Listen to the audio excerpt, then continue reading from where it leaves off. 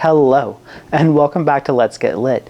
In today's episode, we're going to be going over chapter or book 8 of Paradise Lost by John Milton. So, let's continue in this story and let's see what happens next, shall we?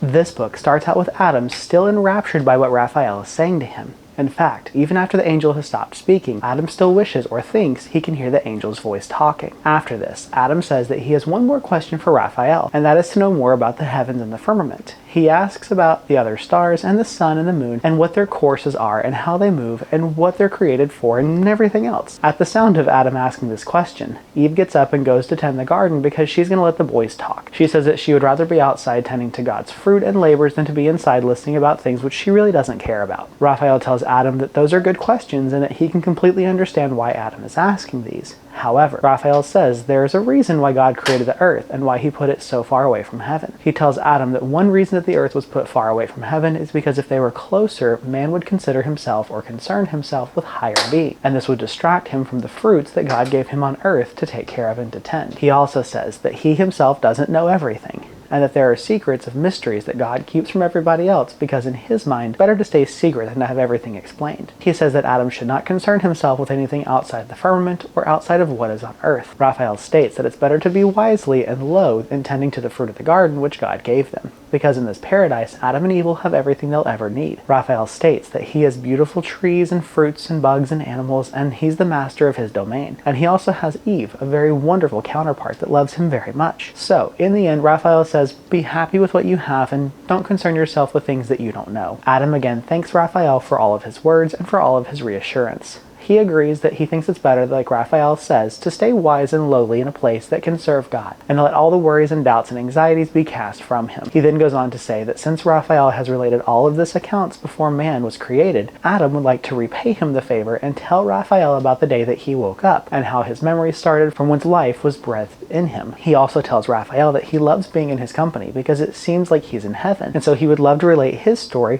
as kind of like a tit for tat. Raphael responds and essentially says thank you, and that Adam is also very eloquent with his speech, so he would love to hear the story. He tells Adam that in fact he wasn't around on the 6th day of creation. He says that God commanded him and a few other angels to go down into hell and to close the gates and guard them to make sure no one escaped and corrupted God's new creation so quickly. Raphael states that he would love to hear Adam's story and understands what happens those first few moments of life. Adam begins his story by saying that he obviously knows nothing before he was created, and that at one moment he wakes up from sleep, and as he woke up he was on the flowery herb of grass laid down in sweat, which soon the sun dried up. He turns and looks up at the sky, and with an instinctive motion he sprung in an upright position and stood on his feet. He says that all around him he took in the sights and could see everything, from the hills and valleys to the creatures and the birds and the animals, and all of the smells excited all of his senses. He says next he went to explore, to go look in this new land and see what everything was. He said he has this notion of speaking, but not sure if he was really able to. But then he looked up and he saw the sun and said, "Thou sun,"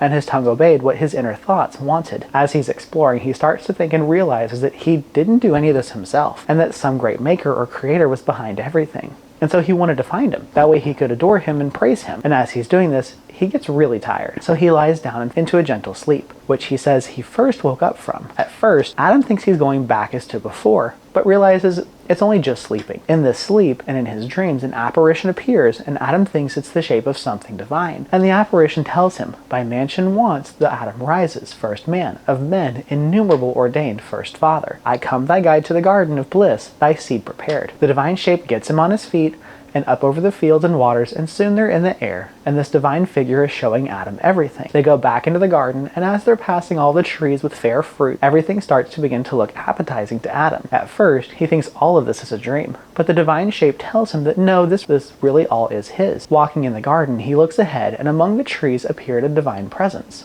Adam says that he rushed to the divine presence, fell on his feet, and became submissive. The divine presence tells him, author of all above or below, this paradise I give thee, count to thine to keep until, and the fruit to eat. Adam says the divine figure next tells him that everything in the garden is his and at his command. However, there is one tree in the garden he cannot eat from, and that is the tree of good and evil. The divine figure says the reason this tree is here is reminiscent of the fact that Adam has to be obedient to God. And so this tree is a visual reminder of the fact that Adam still has to have obedience. The divine shape says that if you eat from this tree of good and evil, you will surely die and become immortal and live in a world full of woe and sorrow. After the divine shape tells him this, then his tone becomes more friendlier, less stern. The divine shape tells him that next he's going to bring all the animals to Adam 2 by 2 so that way he can name them, and remembers that he had subjugation over everything. So all of the animals come up to him, and Adam says the divine shape gives him the knowledge in the moment at each animal as they're passing by, and he's able to name them appropriately. Adam states that after this, he still found himself wanting something more. Adam says that he speaks to the holy light or shape and tells him that though he is a wonderful divine shape and that he has brought many good things to him with his hands in solitude, where can he find happiness? Who can enjoy alone all the enjoyment that containment finds? The holy divine shape responds to him and says, "What do you mean by solitude?" And he asks Adam, "Do you not have everything you could ever wish for? Are you not able to rule over your dominion with grace and happiness?" Adam responds and says, "I'm so sorry, Divine Spirit. I did not mean to be ungrateful or unkind." Adam says, "I only meant that when you created the animals, you made a lion and a lioness. You made a companion for each of the animals, so that way they can multiply but also share in their immense joy." He says, "I can't do the same thing with lower creatures who are below me." The divine shape then goes on to ask Adam, "Do you think that the divine creation is defective? Do you think you know better than the divine?" And Adam responds saying, "No, sir, not at all." He says simply that if this world is mine to rule over and mine alone, then he shall be very lonely, and that one of his purposes was to multiply so that way he could have future generations continuing to worship the Almighty Creator. But he isn't able to do that by himself. He would like to have someone by his side so that way he can accomplish all of the tasks. Adam also tells the divine shape that he's not trying to be rude or trying to be disrespectful by any means, but he's simply just curious. After Adam speaks, the divine figure then greatly warms up and lets him know that his plan all along was to create Adam an equal. But what he was doing is letting Adam use his free will and his voice to voice his concerns that he saw. The divine shape says that Adam has knowledge and that Adam needs to use this knowledge, his voice, in order to accomplish things that he would need to get done. The divine shape is very proud and very happy that Adam has found his voice. Also with the fact that Adam said all of these very respectfully to the divine creator. The divine creator then says that his purpose all along was to make a companion for Adam, and he will soon make him one. The divine shape says this creature will complement Adam in every single way and be such an amazing help for him. Adam says that after the divine shape says this, he soon falls asleep, and with the aid of nature, his eyes close. Adam says that while he was asleep, he dreams, but in this dream, it feels more of like he's outside of his body watching what's happening. He says the creator opened up Adam's side and he could see all the blood and flesh that the creator created and how he took one of his ribs and next to Adam creates a woman. Adam says that once the creator has finished with her, he looks at her and can see all of her beauty. And he hopes this isn't just a dream. He hopes that when she wakes up, he sees her just the same as he had in this state. Adam then says that his flesh heals up very quickly without any scarring or pain, and Adam then wakes up, and as he's waking up, he can see Eve, or the woman following the voice of God, coming closer to him. As she's coming close to him, he is overjoyed in the beauty and grace of her. He immediately begins to praise God, telling him, "Thank you, thank you, thank you," because she is better than anything he could have ever imagined, and that now he has someone to share his life with, and all of his joys and all of his triumphs. Together, they will be a team united. Adam says that night, God then performs the marriage rites and ceremonies, and they are now joined together. Adam says that at night, all of the birds begin to sing, and all of the earth is happy with us, great things that have passed. Adam tells Raphael that he has such a burning passion for Eve, and then every time he's around Eve, he can't really think straight, and his passions try to overtake him. Adam tells Raphael that he knows Eve is less close to God because God did not make her equally with Adam. The angel stops Adam and says, "Listen, you need to make sure that your love for her is pure love."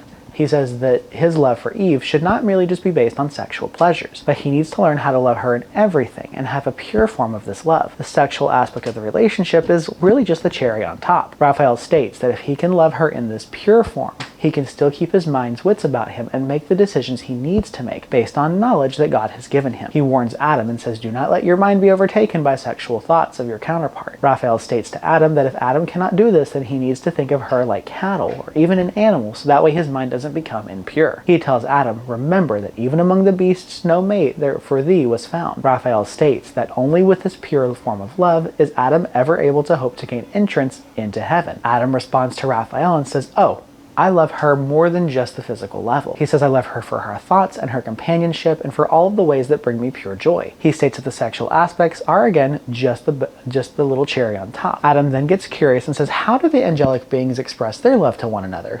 Do they as humans touch flesh with flesh or spirit with spirit? Raphael actually starts to blush, and he tells Adam that the spirits do mix pure with pure desire, not restrained, conveying needs as fleshed habits or flesh or soul with soul. But then Raphael says, I can't really tell you any more than that. He said it's getting dark and that he needs to go back. Raphael tells Adam one last time to remember what God had said and to make sure not to eat of the fruit of good and evil. He tells Adam to remember that all of the weals and woes of his sons is placed on him, so beware. He says you are perfect within and no outward aid requires, and all temptation to transgress repel. As the angel is saying this, he then arose and Adam follows him out. Adam tells him, thank you so much for coming down, heavenly guest, ethereal messenger sent from sovereign goodness I adore. He says to be good and friendly still, and oft return. So both of them parted from that way, and the angel went up to heaven, and from the thick shade, Adam to his bower. This is where book 8 ends. I hope you guys have a wonderful rest of your day. Please remember to like, share, and subscribe. And as always, stay lit.